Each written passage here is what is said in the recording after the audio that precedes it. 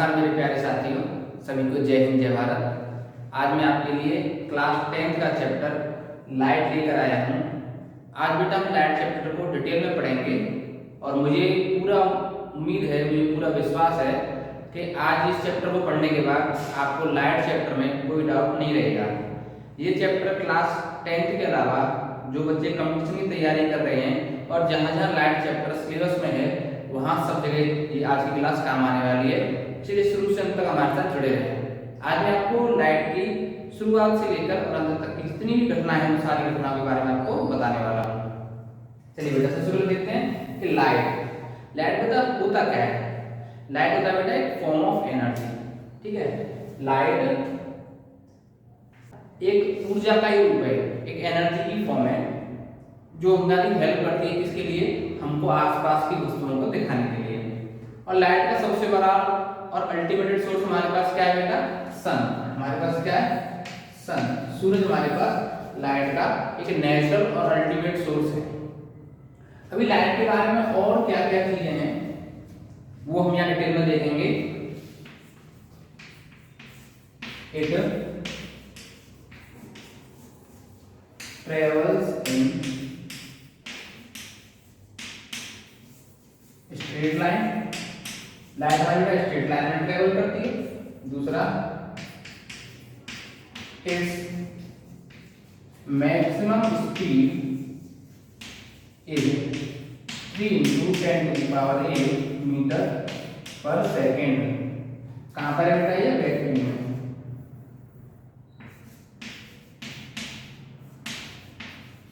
In vacuum बेटा light जो है, लाइट हमेशा सीधी रेखा में चलती है। It travels in straight line और its maximum speed is 3 × 10⁸ metre per second. इसकी जो मैक्सिमम स्पीड है वो 3 × 10⁸ मीटर पर सेकेंड होती है। कहाँ, वैक्यूम और निर्वात, यहाँ कोई वायु नहीं है। लाइट को ट्रेवल करने के लिए किसी मीडियम की आवश्यकता नहीं होती है। लाइट हमारी बिना मीडियम के ट्रेवल कर सकती है। इस लाइट चैप्टर में हम यहाँ पर लाइट क्या, रिफ्लेक्शन और रिफ्रैक्शन को पढ़ने वाले हैं। बेटा रिफ्लेक्शन ऑफ लाइट का मतलब होता है लाइट हमारी जिस मीडियम से जाती है और किसी एक रिफ्लेक्टिंग सरफेस से टकराकर या रिफ्लेक्ट होकर वापस उसी मीडियम में आ जाती है, उसको बेटा हम क्या कहते हैं, रिफ्लेक्शन कहते हैं। मतलब रिफ्लेक्शन के अंदर बेटा हमारा मीडियम चेंज नहीं होता है। ये सबसे इंपॉर्टेंट बात है ध्यान रखने के लिए। रिफ्लेक्शन के अंदर हमारा कोई भी मीडियम चेंज नहीं होगा। अब मीडियम क्या होता है बेटा, हमारे आसपास जितने भी वातावरण है वो सब क्या है, मीडियम है। जैसे हमारे पास वायु है, एयर है, तो एयर क्या है, एक मीडियम है, एक माध्यम है। लाइट हमारी एयर में ट्रेवल कर सकती है। हमारे पास वाटर बॉडीज होती है, पानी होता है, तो वो भी क्या एक मीडियम है। हमारे पास कांच होता है, ग्लास होता है, वो भी क्या एक मीडियम है। ये अलग अलग मीडियम है और इन सब मीडियम की क्वालिटी जो बेटा अलग अलग है, माने इन सब मीडियम की डेंसिटी अलग अलग है और ये डेंसिटी यहाँ मैटर करती है। इस डेंसिटी का यहाँ मतलब होता है, इसलिए सारी बातें यहाँ डिस्कस की जा रही हैं। बेटा मैंने आपके सामने यहाँ 2 फिगर बनाए हैं। फिगर 1 जो है उसमें क्या है, लाइट हमारी एयर से आ रही है और एयर में वापस जा रही है। ये मीडियम बने हमारा कोई, लेकिन लाइट का मीडियम चेंज नहीं हुआ है। लाइट एयर से ही आई है, ये रिफ्लेक्टिंग सरफेस है और इससे रिफ्लेक्ट होकर लाइट एयर में ही चली गई है, इसका मीडियम चेंज नहीं हुआ है। तो हम कह सकते हैं यहाँ क्या हुआ बेटा, रिफ्लेक्शन हुआ है। यहाँ देखेंगे तो यहाँ लाइट हमारी वाटर से आई है और वाटर में वापस चली गई है, यहाँ मीडियम चेंज नहीं हुआ है।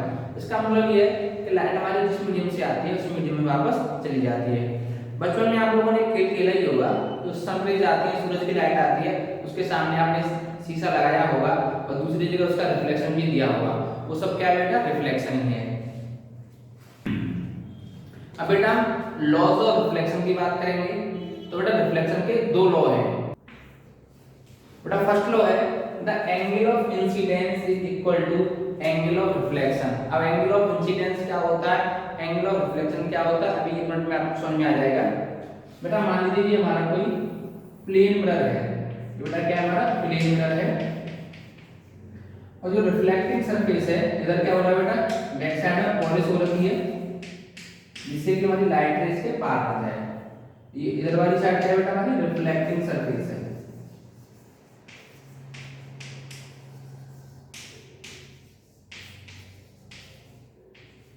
बेटा लाइट रे हमारी इधर से आई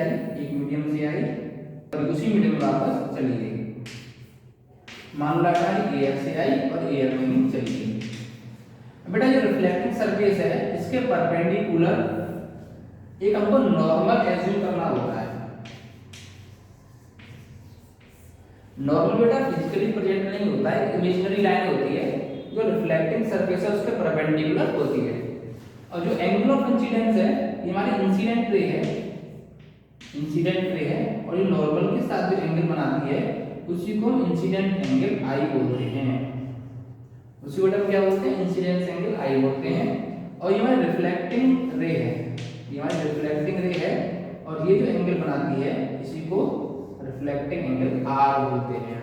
तो बेटा हमारा फर्स्ट लॉ यही है कि जब भी रिफ्लेक्शन होगा तो एंगल ऑफ इंसिडेंस आई माने एंगल आई इक्वल टू होगा एंगल आर के। ये बेटा हमारा फर्स्ट लॉ ऑफ रिफ्लेक्शन है। बेटा हमारा सेकंड लॉ ऑफ रिफ्लेक्शन का ये है द इंसिडेंट रे, जो हमारी रे इंसिडेंट हुई थी ये वाली रे इंसिडेंट रे नॉर्मल जो हमने रिफ्लेक्टिंग सरफेस ये जो हमारी है इसके परपेंडिकुलर हमने जो एज्यूम किया था नॉर्मल उसकी बात हो रही है, हम इसको थोड़ा इतना ही दिखाते हैं। And reflected ray all lie in the same plane. अब बेटा प्लेन क्या होता है समझ में हमको आना चाहिए। जैसे हम मैथ में देखते हैं दो एक्सिस होती हैं, इधर होती है एक्स एक्सिस, इधर होती है वाई एक्सिस। तो इनके बीच में ये जो पोर्शन है ये क्या बेटा? ये प्लेन है। तो जो तीनों जो पॉइंट है incident ray, normal and reflected रे, ये तीनों इसी प्लेन में होंगे। माने ये बोर्ड को मैं प्लेन मान लूं तो एक लाइट जब इधर से आ रही है तो इधर जाएगी, ना कि इधर की ओर आएगी, ना अंदर जाएगी। मतलब इसी प्लेन में वो मूव कर सकती है, इधर आके इधर जा सकती है, इधर आके इधर जा सकती है। तो यहाँ नॉर्मल होगा तो एंगल आई एंगल आर के बराबर होगा। मतलब एक ही प्लेन में ही वो मूव करेगी, दूसरे प्लेन में नहीं जाएगी। नेक्स्ट टॉपिक बेटा हमारा मिरर।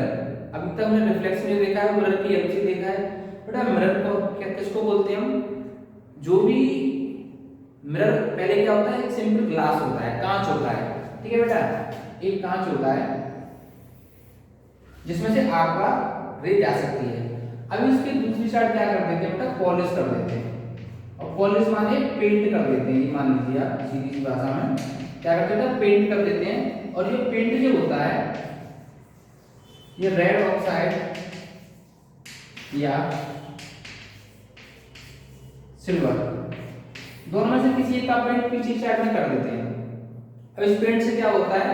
जो लाइट रेज पर आएंगी वो पार नहीं जा पाएंगे क्योंकि उनको जाने का रास्ता बंद कर दिया हमने। और लाइट रेज जिधर से आई है उधर ही जाएगी, तो उसी को क्या बोल देंगे बेटा?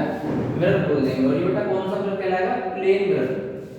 इसके अलावा और भी मिरर हो सकते हैं। हाँ, दूसरा मिरर होता है स्फेरिकल मिरर। आपके चैप्टर में हम स्फेरिकल मिरर ही पढ़ेंगे, लेकिन प्लेन मिरर यहाँ पर लिखा है तो इस पर दो तीन बातें मैं आपको बताऊंगा। जो प्लेन मिरर है इसकी जो रेडियस है, radius of curvature,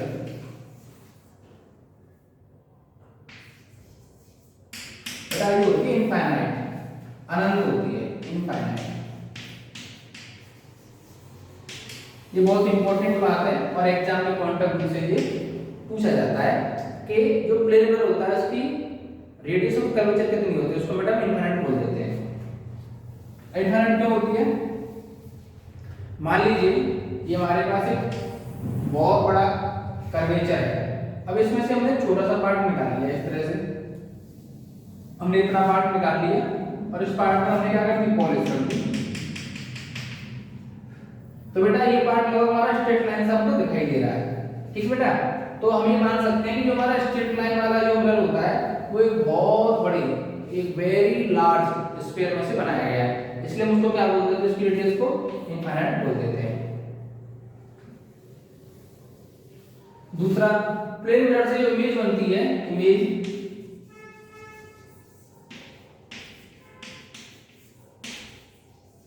virtual and erect होती है। बेटा इमेज कैसी होती है? वर्चुअल एंड इरेक्ट होती है। जब कभी भी इमेज वर्चुअल होगी तो इरेक्ट भी होगी। ये हमको बात पूरे चैप्टर में माने पूरी लाइफ ध्यान रखनी। जब भी हम लाइफ पढ़ेंगे तो ध्यान रखना है जब इमेज वर्चुअल होगी तो इरेक्ट भी होगी, माने आभासी होगी और सीधी होगी, ठीक है? इसका अपोजिट क्या होता है? वर्चुअल का अपोजिट क्या होता है? रियल। रियल होगी तो कैसी होगी, इन्वर्टेड होगी, उल्टी होगी। ये दो बात आपको ध्यान रखनी है। जब भी इमेज वर्चुअल होगी तो कैसी होगी, इरेक्ट होगी, और कभी भी हमारी रियल है तो कैसी होगी, इन्वर्टेड होगी। लेकिन प्लेन मिरर के केस में इमेज हमेशा कैसी बनती है, वर्चुअल एंड इरेक्ट ही बनेगी, वर्चुअल एंड इरेक्ट ही बनेगी। बेटा दूसरा हमारा मिरर होता है स्फेरिकल मिरर। स्फेरिकल मिरर बेटा वो मिरर होते हैं जो एक स्फीयर से बनाए जाते हैं, इसके नाम में छुपा हुआ है स्फीयर। तो स्फीयर से कैसे बनेगा, हमारे पास एक हॉलो स्फीयर होता है, हॉलो बोलते हैं बेटा खोखला को। मैं जितने भी वर्ड अपने मुंह से बोलूंगा उन सबका एक्सप्लेनेशन मैं आपको दूंगा, कोई भी बात ऐसी नहीं रहेगी जो आपको समझ नहीं आएगी। तो बेटा एक हमारे पास हॉलो स्फीयर होता है,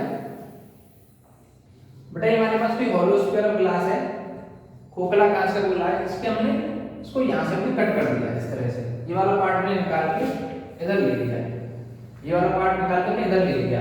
अब बेटा इस पार्ट पर अगर हम अंदर की ओर पॉलिश कर देंगे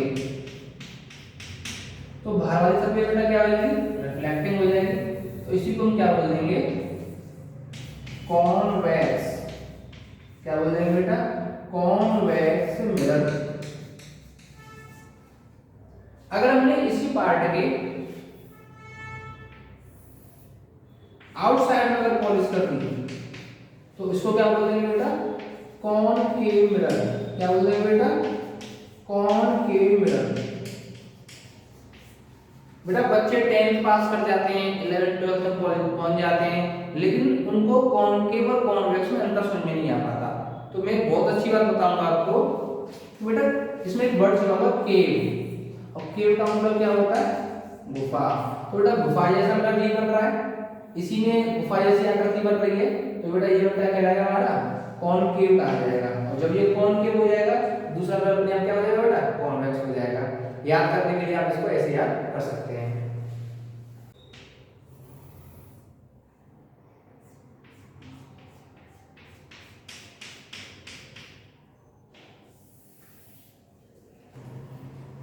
अब मिरर से संबंधित हम और सारी चीजें जानेंगे। जैसे ये एक स्फीयर था, इस स्फीयर का कोई सेंटर रहा होगा बेटा, सी रहा होगा सेंटर, और इस सेंटर से और सरकमफ्रेंस तक की डिस्टेंस बेटा हम क्या बोलते हैं, रेडियस आर बोलते हैं। तो ये बेटा क्या हो जाएगी, रेडियस ऑफ कर्वेचर। ये इसका पॉइंट क्या कहलाता है, पी कहलाता है, पी माने पोल। ये बेटा पोल होता है, और ये स्ट्रेट लाइन जो होती है इसको बोलते हैं बेटा प्रिंसिपल एक्सिस। क्या बोलते हैं, प्रिंसिपल एक्सिस। अब बेटा यहां से पोल से यहां से और सी तक की डिस्टेंस, मान लो इसका सी यहां पर आएगा, सी ये क्या करेगा बेटा, आर। आर को बोलते हैं रेडियस ऑफ कर्वेचर, और इस आर के हाफ पर ही क्या होता है बेटा, एफ होता है, जो कि हमारी r/2। इसको बेटा क्या बोलते हैं, फोकल लेंथ बोल देते हैं। तो फोकल लेंथ क्या होती है बेटा, हमारी रेडियस ऑफ कर्वेचर का हाफ होती है, half distance of radius of curvature. ये हमारी एक डेफिनेशन होगी फोकल लेंथ की। ये हमारा रिलेशन भी हो गया r = 2f, माने एक f ये रही दूसरी f ये रही, दो f मिलकर क्या बना देती हैं, r बना देती हैं। तो मिरर के अंदर ये छोटी छोटी डेफिनेशन हमने देखी।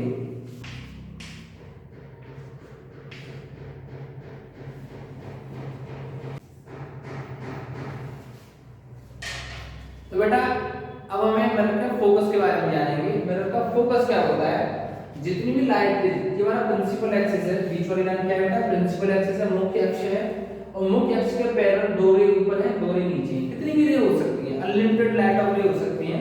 तो बेटा जब लाइट रे प्रिंसिपल एक्सिस के पैरेलल आती है तो आफ्टर रिफ्लेक्शन वो एक पॉइंट पर मीट होती है, हमेशा एक ही पॉइंट पर मीट होंगी। वो पॉइंट हमारा क्या कहेगा बेटा, हमारा फोकस कहा जाएगा। क्या कहा जाएगा, वो पॉइंट हमारा फोकस कहा जाएगा।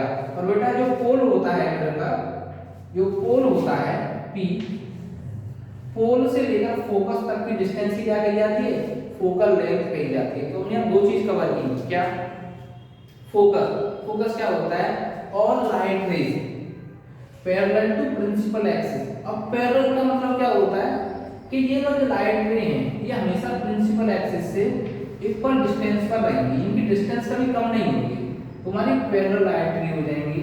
जितनी पैरेलल लाइट रे हैं रिफ्लेक्शन के बाद एक कॉमन पॉइंट पर मिलेंगी, वो कॉमन पॉइंट हमारा क्या कहा जाता है, फोकस कहा जाता है। ठीक बेटा। और जो पोल होता है, पोल क्या होता है, mid point. Pole is the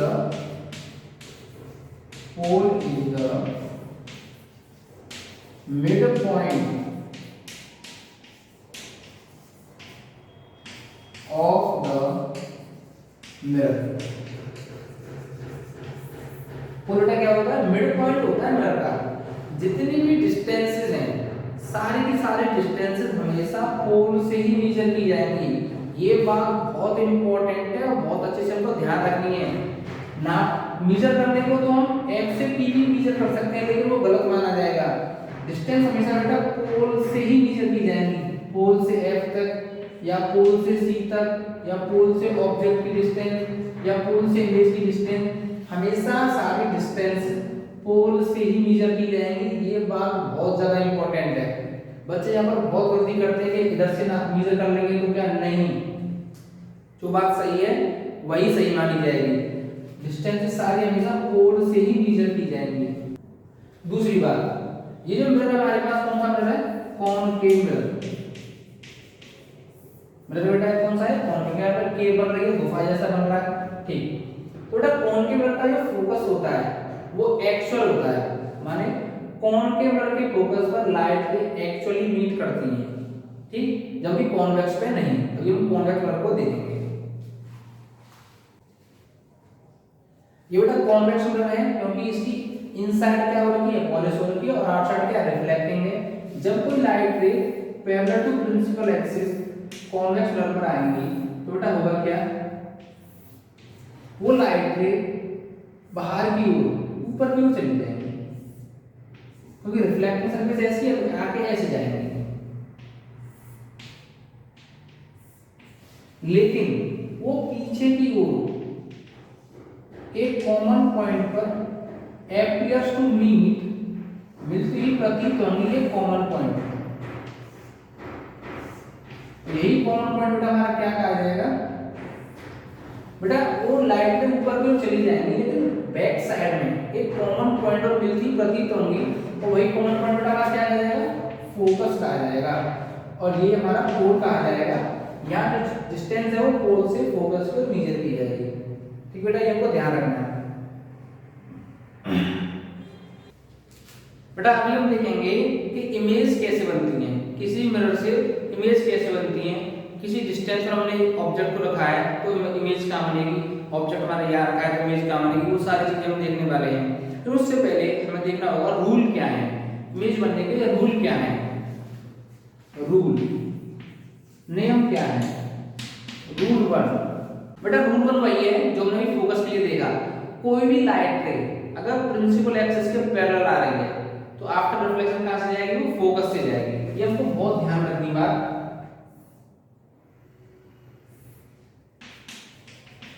कोई लाइट रे प्रिंसिपल एक्सिस के पैरेलल आ रही है तो बेटा रिफ्लेक्शन के बाद कहां से जाएगी, वो फोकस से जाएगी। और रूल 1 है, लाइट रे, कोई भी लाइट रे अगर प्रिंसिपल एक्सिस के पैरेलल आ रही है तो रिफ्लेक्शन के बाद हमेशा कहां से जाएगी, ऑलवेज फोकस से ही जाएगी। ये रूल 1 है, इसको हमको भूलना नहीं है। बट देखेंगे रूल 2।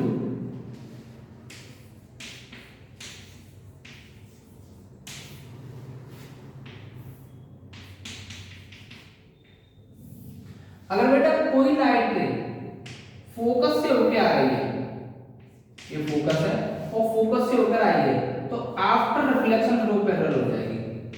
मतलब इस वाले का जस्ट अपोजिट। या light ray parallel to principal axis आ रही थी, बाद में फोकस से गई, या लाइट रे फोकस से आ रही थी, बाद में पैरेलल हो गई। ये दोनों rule opposite to each other हैं, लेकिन दोनों ही हमको ध्यान में रखने हैं।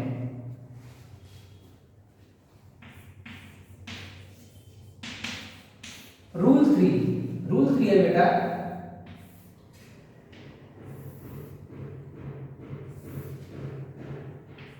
कोई लाइट रे, ये हमारा एफ है, ये हमारा सी है, कोई लाइट रे अगर सी से होके जा रही है,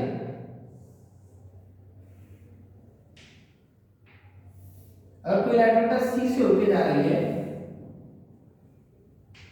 सी से होकर गई तो रिफ्लेक्शन के बाद वो सी से ही वापस आएगी।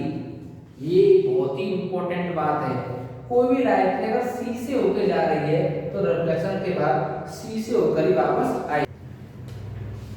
तो बेटा कॉनकेव मिरर के लिए ये 3 रूल बहुत इंपॉर्टेंट है। रूल 1 क्या है, कोई भी light ray parallel to principal axis, अगर आपको नोट करना है तो आप वीडियो को पॉज करके नोट भी कर सकते हैं कि any light ray parallel to principal axis incident, any incident light ray parallel to principal axis after reflection will goes through focus. कोई भी प्रकाश किरण प्रिंसिपल एक्सिस के समांतर आने वाली प्रकाश किरण परावर्तन के पश्चात फोकस से जाएगी। अगर कोई लाइट पे फोकस से आ रही होगी तो प्रिंसिपल एक्सिस के पैरेलल हो जाएगी। बेटा नोट्स हमको खुद से भी थोड़ा थोड़ा बनाने पड़ेंगे। केवल वीडियो देखकर हम समझ सकते हैं लेकिन थोड़ी देर बाद हम उसको भूल जाएंगे, लेकिन हम उसको लिखेंगे तो उसमें बेटा हमारा थोड़ा सा फायदा हो जाएगा। कैसे, हमने कोई वीडियो देखी तो हम उसमें हमारा क्या क्या इस्तेमाल हुआ, हमारी आइज इस्तेमाल हुई, हमारा माइंड इस्तेमाल हुआ, 2 चीजें इस्तेमाल हुई। ठीक, अगर हमने कोई वीडियो देखकर नोट सुनाने शुरू की तो हमारा क्या क्या इस्तेमाल हुआ, आइज इस्तेमाल हुई, माइंड इस्तेमाल हुआ, हमने बोला भी और हमने लिखा भी, 4 चीजें हमारी इस्तेमाल हुई। तो बेटा किसी काम को मिलकर 4 चीजें करेंगे तो काम बहुत अच्छा होगा बजाय 2 चीजों की। इसलिए अगर हम वीडियो देखकर नोट्स भी बनाते हैं तो हमारे लिए बहुत ज्यादा बेनिफिशियल होगा और लंबे समय तक हमें चीजें याद रहेंगी। यही सेम रूल हमारे कॉन्वेक्स मिरर के लिए भी है। सेम टू सेम रूल है लेकिन वहां स्थिति थोड़ी सी उलट जाती है। यहाँ पर लाइट एक्चुअली जा रही है, वहां एपियर्स टू गो जाती प्रतीत होती है, उनको भी देख लेते हैं। अभी तक कॉन्वेक्स मिरर के रूल देखेंगे, same to same concave mirror की तरह है लेकिन पोजीशन थोड़ी सी चेंज है। यहाँ पे ये प्रिंसिपल एक्सिस है, ये हमारा पोल पी है। कोई लाइट प्रिंसिपल एक्सिस के पैरेलल आ रही है तो कहां से जानी चाहिए, फोकस से जानी चाहिए, लेकिन लाइट हमारे ऊपर चली जाएगी। लेकिन अगर हम उस लाइन को पीछे की ओर मिलाएंगे तो फोकस पे जाकर मिलती है। तो बेटा ये हमारा रूल 1 कॉन्केव की तरह है, लेकिन यहाँ पर क्या है, आभासी रूप से वर्चुअली मिल रही है। रूल 2, कोई लाइट रे अगर फोकस की ओर पेनिट्रेट हो रही है, मान लाइट रे आ रही है मतलब फोकस की ओर, तो आफ्टर रिफ्लेक्शन उल्टा पैरेलल टू प्रिंसिपल एक्सिस हो जाएगी। कोई लाइट रे, रूल 3, कोई लाइट रे अगर हमारे सेंटर ऑफ कर्वेचर की ओर आ रही है तो बेटा आफ्टर रिफ्लेक्शन वो उसी डायरेक्शन में वापस हो जाएगी without change in any angle. बेटा अब हम देखेंगे image formation by concave mirror.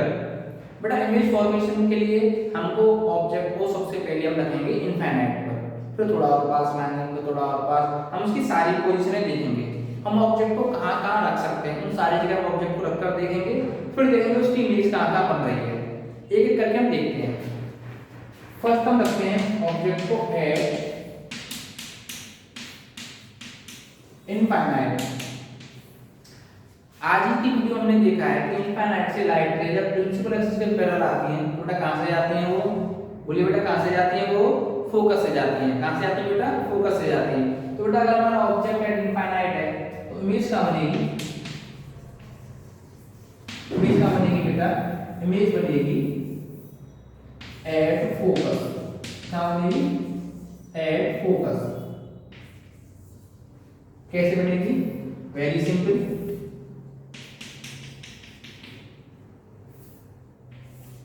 जितनी भी light ray parallel to principal axis होंगी वो सारी रिफ्लेक्शन के बाद एक कॉमन पॉइंट से ऊपर जाती हैं और उस कॉमन पॉइंट को हम क्या बोलते हैं, फोकस बोल देते हैं। ये हमारा क्या है, फर्स्ट एट इनफाइनाइट ऑब्जेक्ट का है,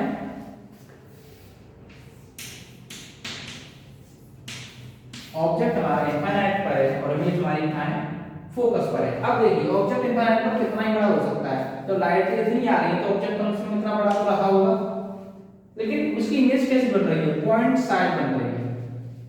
इमेज कैसी बन रही है बेटा, पॉइंट साइज बन रही है। तो साइज क्या होगा इमेज का, साइज होगा पॉइंट साइज। वेरी सिंपल, समझ में आ गया होगा। दूसरी बात, अभी यहाँ पर लाइट हमारी एक्चुअली मीट हो रही है, रिफ्लेक्शन के बाद एक्चुअली लाइट मिल रही है, तो हमारा जो उसका नेचर होगा कैसा होगा, रियल होगा, बेटा मैंने बताया था इमेज जब जब रियल होगी इन्वर्टेड भी होगी, वेरी गुड, तब तक इन्वर्टेड भी होगी, रियल और इन्वर्टेड इमेज बनेगी। सारी चीज समझ में आई। ऑब्जेक्ट का इनफाइनाइट पर, इमेज का फोकस पे, साइज क्या है, पॉइंट साइज, नेचर कैसा है, रियल और इन्वर्टेड। ये बात आपको समझ में आई होगी। अब बेटा ऑब्जेक्ट हमने क्या रखा है, बिटवीन इनफाइनाइट एंड सी। ठीक है बेटा, ऑब्जेक्ट को रखा है हमने। हमारे पास ऑब्जेक्ट रखने की जगह कहाँ है, पहले तो ये देख लो हम ऑब्जेक्ट को कहाँ रख सकते हैं। हम ऑब्जेक्ट को इनफाइनाइट पर रख सकते हैं, या एच होता है या सी होता है, इनफाइनाइट पर रख लिया। बेटा इनफाइनाइट वो डिस्टेंस होती है जिसको हम मेजर नहीं कर सकते, इसके अलावा इनफाइनाइट कुछ नहीं होता। जो भी डिस्टेंस है जिसका बारे में पता नहीं है, बहुत ज्यादा बड़ी डिस्टेंस है, उसको इनफाइनाइट बोल देते हैं। जैसे फॉर एग्जांपल बात करें, हमारे पास 1 करोड़ है, हमारा 1 करोड़ रुपए है, किसी के पास 1 पैसा है, तो हम बोल सकते हैं कि 1 पैसे के मुकाबले 1 करोड़ कैसा इनफाइनाइट है। तो जो बहुत बड़ी संख्या होती है उसको हम क्या बोलते हैं बेटा, इनफाइनाइट बोल देते हैं। तो ये वाला ऑब्जेक्ट का है बिटवीन इनफाइनाइट एंड सी, यहाँ पे ऑब्जेक्ट होगा। तीसरी स्थिति क्या हो सकती है, ऑब्जेक्ट सी पर हो, उसके बाद सी और एफ के बीच में हो सकता है, एफ पर हो सकता है, और एफ और पी के बीच में हो सकता है। यही 5-6 पोजीशन बनती है। ये हमारी सेकंड पोजीशन है, ऑब्जेक्ट का है बिटवीन इनफाइनाइट एंड सी। ठीक, चलिए अब देखते हैं इमेज क्या बनेगी। इसको बेटा बियॉन्ड सी भी बोल देते हैं। ऑब्जेक्ट हमारे यहाँ पर है, चलो मान लिया। जो हमने 3 रूल देखे थे उन्हीं रूल की बात करेंगे। जो light ray parallel to principal axis है वो हमेशा कहां से जाएगी बेटा, वो हमेशा फोकस से होकर जाएगी। जो light ray parallel to principal axis है वो हमेशा कहां से जाएगी बेटा, फोकस से होकर जाएगी। जो लाइट रे फोकस से होकर जाएगी वो बाद में क्या हो जाएगी, पैरेलल टू प्रिंसिपल एक्सिस हो जाएगी। बाद में बेटा क्या हो जाएगी, पैरेलल टू प्रिंसिपल एक्सिस हो जाएगी। जहां पर ये दोनों लाइट रेज एक दूसरे को कट करेंगी, जहां पर ये दोनों लाइट रे बेटा एक दूसरे को कट करेंगी, वहीं पर हमारी क्या हो जाएगी, इमेज बन जाएगी। और जिस पॉइंट पर कट करेंगी उस पॉइंट पर हम एरो का निशान बनाएंगे। लाइट रे यहाँ से चली थी और यहाँ मिल गई, मतलब ऊपर वाले टिप नीचे आ गई। दोबारा देखेंगे, लाइट रे यहाँ से चलनी शुरू हुई थी और मिल गई इसी स्थान पर गई। ज्यादा चलनी शुरू हुई है, यहाँ पर मिली है, वो इसके टिप मानी जाएगी। दूसरी बात, क्या इस ऑब्जेक्ट से केवल 2 लाइट रे निकलेंगे, ये सवाल हमारे मन में आ सकता है। नहीं, इनफाइनाइट नंबर ऑफ लाइट रे होंगी, इधर भी, इधर भी, इधर भी, इधर भी, इधर भी, इधर भी, और प्रत्येक पॉइंट से होंगी। बहुत सारी लाइट रे होंगी और सारी लाइट रे एक ही पॉइंट पर मिल रही होंगी, लेकिन वो हमारे लिए थोड़ा सा टफ हो जाएगा, हम उसको रिप्रेजेंट करने में थोड़ा सा कठिनाई महसूस करेंगे। इसलिए हम केवल 2 लाइट रे लेकर चलते हैं। लेकिन ऐसा मत समझना केवल 2 लाइट निकलती हैं, अनलिमिटेड, अनंत, अनकाउंटेबल लाइट रे ऑब्जेक्ट से निकलती हैं।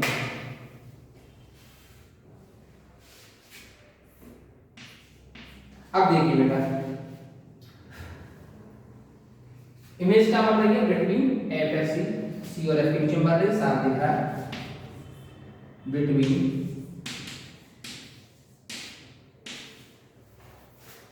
सी एंड एफ। तीसरी बात, ऑब्जेक्ट कैसा, इमेज कैसी उल्टी तो साफ दिख रही है हमको। नेचर, नेचर कैसा है बेटा, real and inverted. Size, size क्या होगा बेटा, स्मॉलर देन ऑब्जेक्ट, ऑब्जेक्ट से छोटा साइज होगा। कैसा होगा, स्मॉलर देन ऑब्जेक्ट।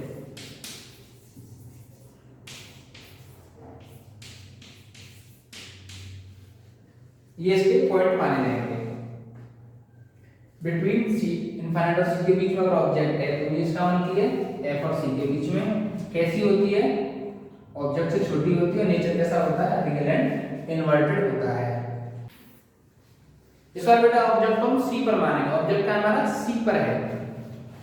तो देखिए ऑब्जेक्ट को हमने सी पर रख लिया,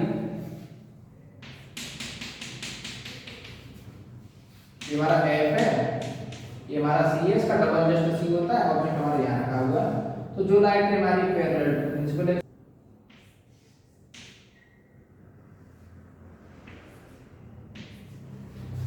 बेटा थर्ड ऑप्शन है हमारा, थर्ड पॉइंट है at C, centre of curvature हमारा ऑब्जेक्ट रखा हुआ है, सी पर रखा हुआ है। तो जो light ray parallel to principal होगी वो आफ्टर रिफ्लेक्शन कहां से जाएगी, फोकस से होके जाएगी, और जो फोकस से होके जाएगी बाद में पैरेलल हो जाएगी, और जहां पर वो दोनों रेज मिलेंगी वो हमारा क्या कहलाएगा, इमेज कही जाएगी। लेकिन यहाँ पर देखिए जहां पर हमारी ऑब्जेक्ट रखा है वहीं पर हमारी इमेज बन रही है, इसका मतलब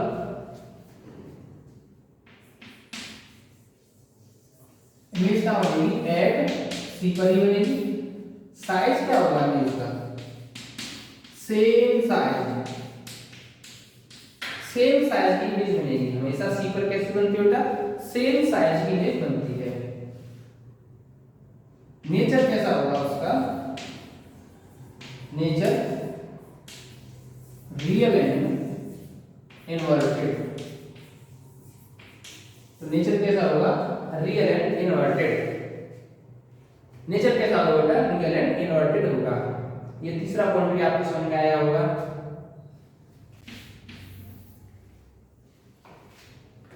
फोर्थ पॉइंट है बेटा हमारा, ऑब्जेक्ट में रखा है between focus and centre of curvature के बीच में ऑब्जेक्ट रखा है।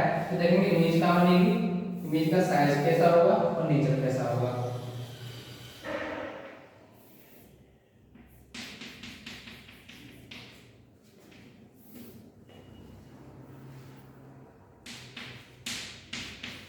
ऑब्जेक्ट हमारा सी और एफ के बीच में रखा गया है। इसका रूल हमारे वही दो तीन हैं।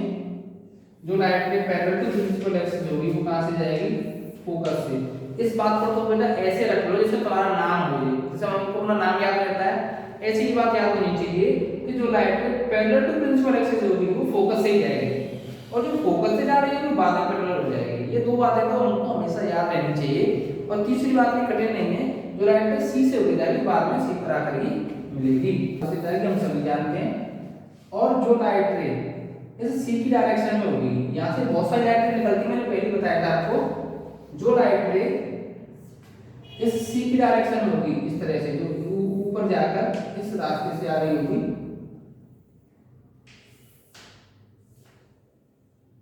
जो इस रास्ते पे जा रही होगी वो इसी रास्ते से वापस आएगी, और बाद में जो पॉइंट पर मिलेंगी वो वहां पर बेटा क्या होता है, इमेज बन जाएगी।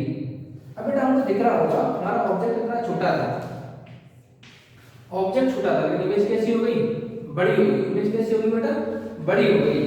तो इमेज बड़ी हो गई तो बेटा इमेज कैसी होगी, एनलार्ज। साइज कैसा होगा, लार्जर देन, सॉरी इमेज होगी बेटा हमारी बियॉन्ड सी। साइज होगा लार्जर देन ऑब्जेक्ट, और नेचर कैसा होगा, रियल एंड इनवर्टेड। इसी फिनोमेना से कांसेप्ट निकल के आया किसका, सूक्ष्मदर्शी का। इस कोई छोटी चीज है उसको बड़ा भी देख सकते हैं with the help of mirror. ठीक है बेटा, तो यहीं से हमारा सूक्ष्मदर्शी माइक्रोस्कोप का कांसेप्ट निकल के आया।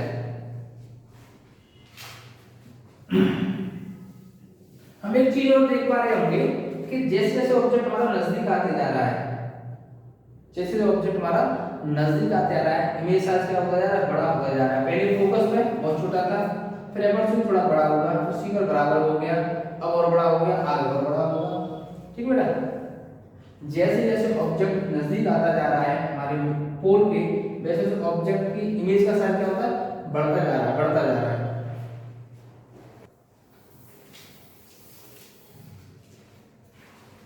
पांचवा पोजीशन है बेटा एट फोकस। तो हमारा ऑब्जेक्ट कहां रखा गया है, फोकस पर रखा गया है। मान लो ऑब्जेक्ट हमारा फोकस पर रखा गया है, हमारा फोकस है, सेंटर ऑफ कर्वेचर सी है, ऑब्जेक्ट हमारा फोकस पर रखा गया है। ठीक बेटा, तो जो light ray parallel to principal axis होती है वो बेटा कहां से जाती है, फोकस से होकर ही जाती है।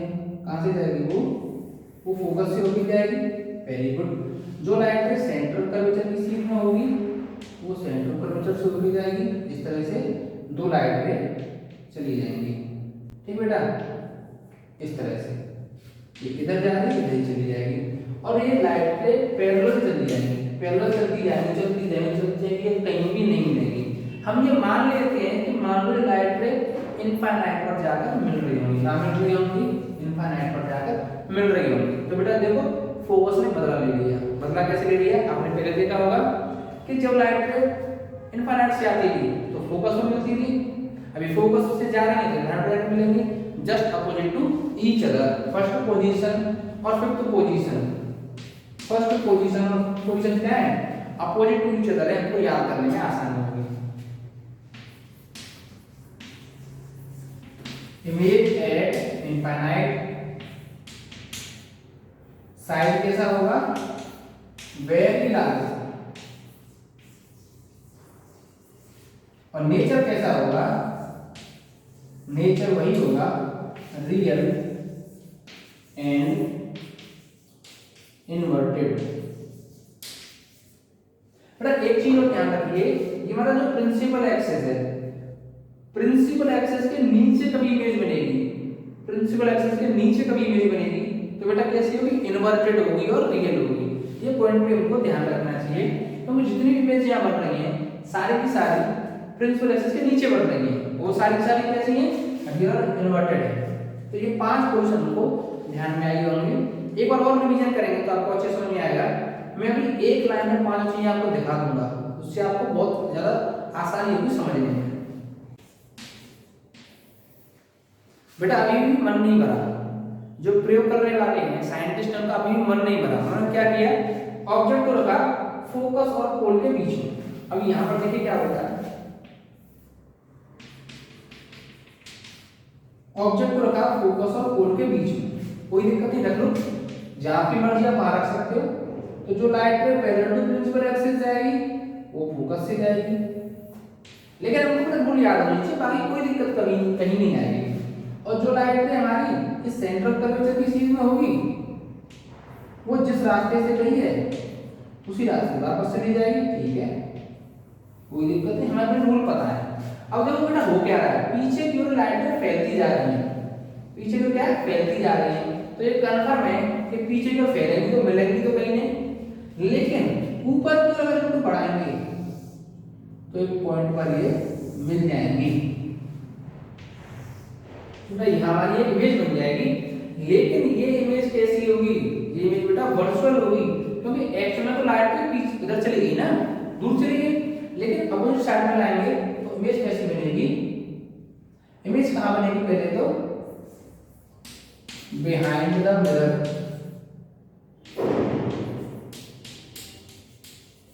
साइज कैसा होगा? लार्जर, क्योंकि ऑब्जेक्ट छोटा है, इमेज बड़ी बन रही है, लार्जर देन ऑब्जेक्ट। और नेचर कैसा होगा बेटा? अभी इमेज हमारी सीधी बन रही है, प्रिंसिपल एक्सिस के ऊपर बन रही है, तो इमेज कैसी होगी? इरेक्ट होगी। और कैसी होगी? Virtual, erect and virtual. तो बेटा इमेज फॉर्मेशन में 2-3 जो मेन बातें वो आपको याद रखनी है, आप कभी गलत नहीं करोगे। बात क्या है? जब कभी इमेज प्रिंसिपल एक्सिस के ऊपर बनेगी तो हमेशा कैसी बनेगी? वर्चुअल बनेगी और इरेक्ट बनेगी। जब कभी प्रिंसिपल एक्सिस के नीचे बनेगी तो रियल बनेगी, इन्वर्टेड बनेगी। ठीक बेटा, अब ये 6 पोजीशन है, आपने बहुत अच्छे से पढ़ा। मैं आपको एक लाइन में इन सारी चीजों को बताऊंगा और आप उसको कभी जिंदगी में नहीं भूलोगे। देखो कैसे बताते हैं बेटा। आपको एक भी रे डायग्राम समझ में नहीं आया, कोई दिक्कत नहीं, बस आप ये डायग्राम देखेंगे आपको सारी चीज समझ में आ जाएंगी।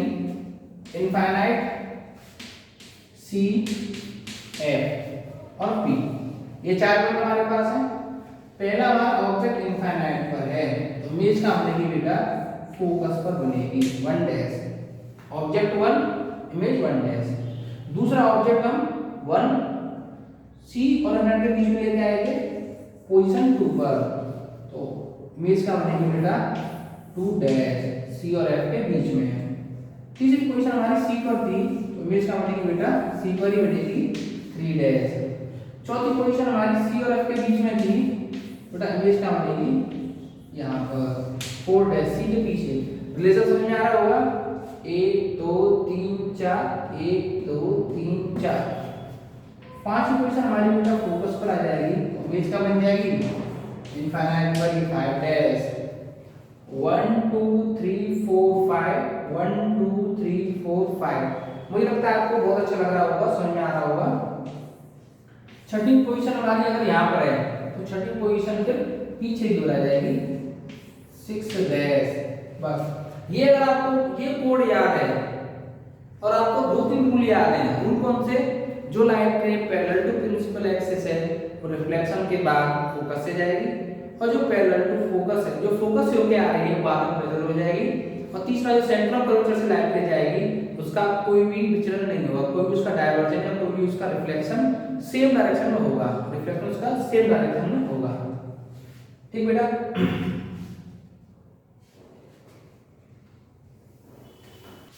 सेकंड है हमारा image formation by convex mirror. Convex mirror तो बेटा बहुत ही ज्यादा आसान है। क्या बेटा, बहुत ही ज्यादा आसान है। एक तो वही डेफिनेशन फोकस वाली, एक तो वही पोजीशन है कि ऑब्जेक्ट इनफाइनाइट पर, तो इमेज का मान बेटा फोकस पर। तो जो हमने फोकस की डेफिनेशन जो देखा है वही हमको फर्स्ट पोजीशन हमारी वही है, एट इनफाइनाइट।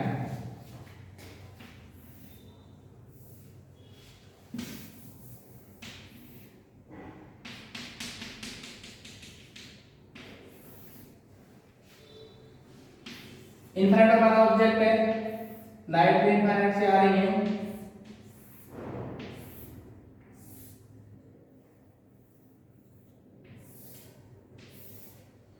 आफ्टर रिफ्लेक्शन वो डिफरेंट डायरेक्शन में टर्न हो रही है, लेकिन रिफ्लेक्शन के बाद एक पॉइंट मिल रही है। वो पॉइंट हमारा कौन सा है बेटा, वही पॉइंट हमारा क्या है, फोकस एफ है। तो बेटा इमेज क्या बन रही है, एट एफ, इमेज क्या बन रही है बेटा, एट एफ। लेकिन ये एफ कहाँ है, बिहाइंड द मिरर है। इसका एफ इधर क्यों है, क्योंकि बेटा ये जिस स्पेस से बनाया गया है तो वो स्पेस इधर ही पूरा हो रहा होगा, इस पर इधर पूरा होगा, तो सेंटर पर से सी इधर होगा, सी इधर होगा, तो एफ इसका इधर ही होगा। तो बेटा रेस का रियल फोकस जो है इधर होगा।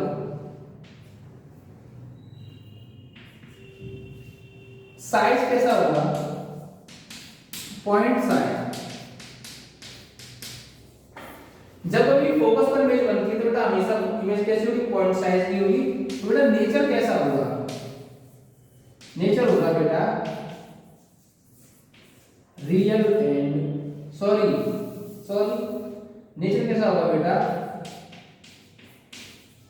Virtual and erect.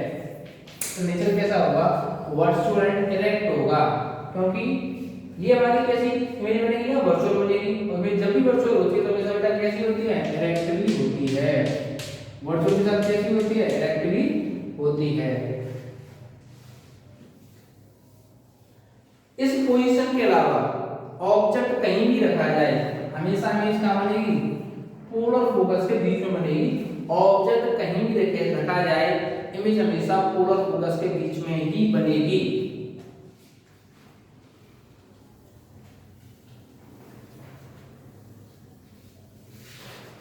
हम एक सेकंड क्वेश्चन लेकर देखेंगे कि इमेज कहां बनती है।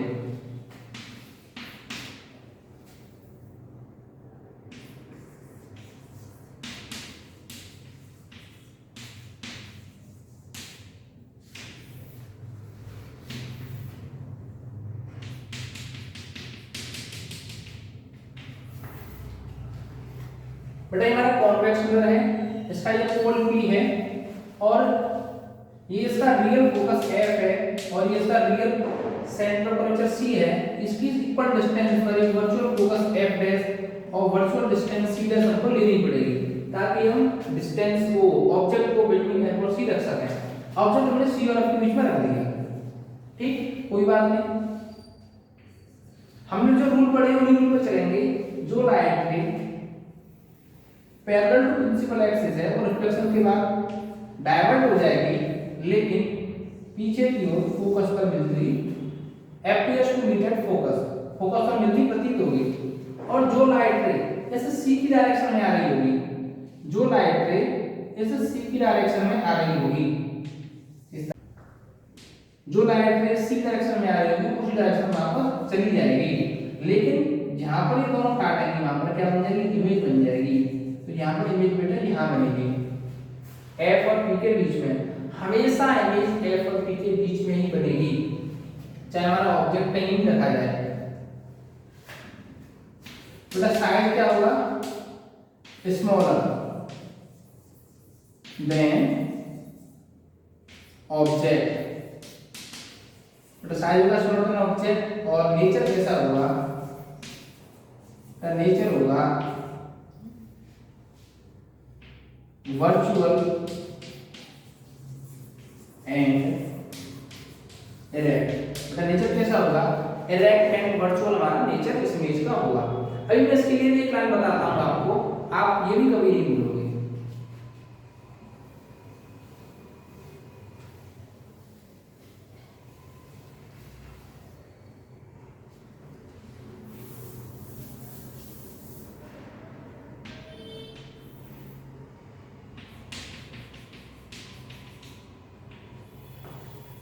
बेटा ऑब्जेक्ट हमारा इनफाइनाइट पर है, ऑब्जेक्ट पोजीशन इनफाइनाइट पर है, तो इमेज क्या बनती है, फोकस पर बनती है 1 डैश। ऑब्जेक्ट अगर हमारा इनफाइनाइट और सी के बीच में है, यहाँ पर ऑब्जेक्ट है तो इमेज क्या बनेगी, इसकी बिल्कुल बगल में बनेगी 2 डैश। ऑब्जेक्ट हमारा अगर सेंटर ऑफ पिक्चर सी पर है तो इमेज कहाँ बनेगी, यहाँ बनेगी 3 डैश। ऑब्जेक्ट हमारा अगर सी और एफ के बीच में है तो इमेज कहाँ बनेगी, यहीं पर बनेगी 4 डैश। ऑब्जेक्ट अगर हमारा यहाँ पर फोकस पर है तो इमेज क्या बनेगी 5 डैश। ऑब्जेक्ट यहाँ पर है तो इमेज क्या बनेगी, यहाँ बनेगी। मतलब ऑब्जेक्ट जितना पास आता जाएगा इमेज थोड़ी थोड़ी बड़ी तो होती जाएगी, लेकिन हमेशा पोल और फोकस के बीच में ही सारी इमेज बनेंगी।